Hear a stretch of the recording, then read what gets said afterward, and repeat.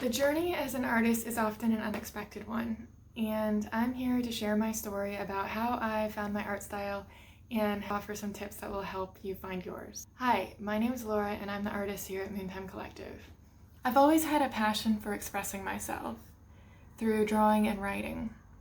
Like many artists, it's almost a compulsion, and if I'm not painting or drawing for too long, it oozes out into my notebooks and I find other ways of expressing myself, like sewing or cooking.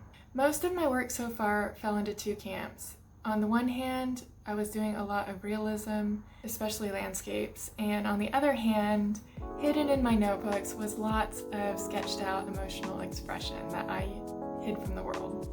4 years ago, when I started to get serious about my art career by showing in local galleries and getting an art grant, I began to reflect more on what I really wanted to depict. I always loved surrealism, and so I kind of pushed my work in that direction a little bit, but it wasn't really satisfying. And I also painted a lot of landscapes, and with those, even though I was using a realist technique, I really wanted the viewer to feel how I felt when I stood in certain places. I've had the privilege of traveling all over the world and seeing all sorts of beautiful locations, and I hope that my art would connect with people who had been there, or maybe with people who dream of seeing those places. So I wanted to have an emotional reaction from my viewers, even when they were looking at the landscapes. For example, I was driving on a highway back home after a long trip, and there were storm clouds rolling in very dramatically, kind of like my mood at the moment. When all of a sudden I came over a hill and I saw the sun gleaming off of these windmills, and it was so beautiful in contrast with the dark clouds, and so I created a painting called Surprised by Hope, which ironically, when I googled up the wind farm, it had closed a few years ago, but the painting's still available. And so in my travels, I had a literal mountaintop experience when I climbed Mount Kilimanjaro. I might make a longer video on just that experience later. During that, I really contemplated what my journey and what my future as an artist would be. And of course, I had to paint a realist picture. And then I also painted one that was trying to capture that moment about 100 meters from the top, where I knew I could make it. Like, it was hard, but I was relaxed and I knew how strong I was, and I had trained so hard. And I felt really exhilarated and really energetic and really great as I finished that top. And especially as I came over the rim and I could look down into the crater. It was the most beautiful thing I've ever seen. Even though it's all grays and boring colors, it was so fantastically beautiful to see over the rim. So I tried to capture that magical moment in my Kili Summit #2. What do you think? How does it make you feel?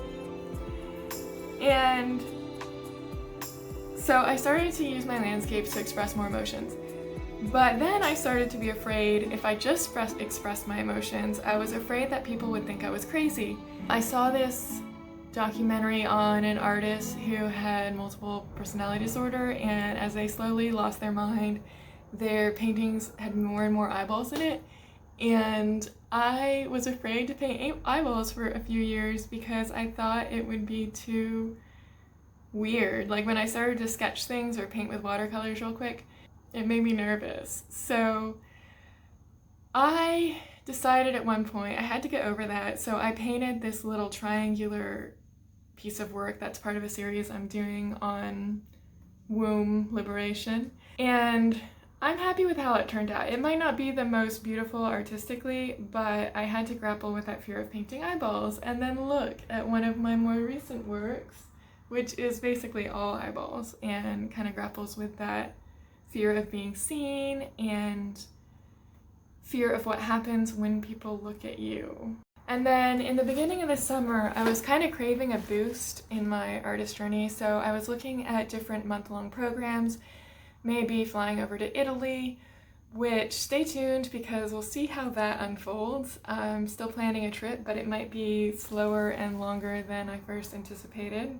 Jetting off across the world again kind of conflicted with my other value right now, which is getting deep and growing with the community and getting more involved locally. I ended up meeting a local artist, and I'm a fan of her work, and I really liked her personality, so I signed up for one of her workshops, even though the style wasn't really what I thought would be mine. I find that sometimes I'm pushing my limits in areas that don't seem like a natural fit. I'll learn different skills and techniques that are actually really good for me.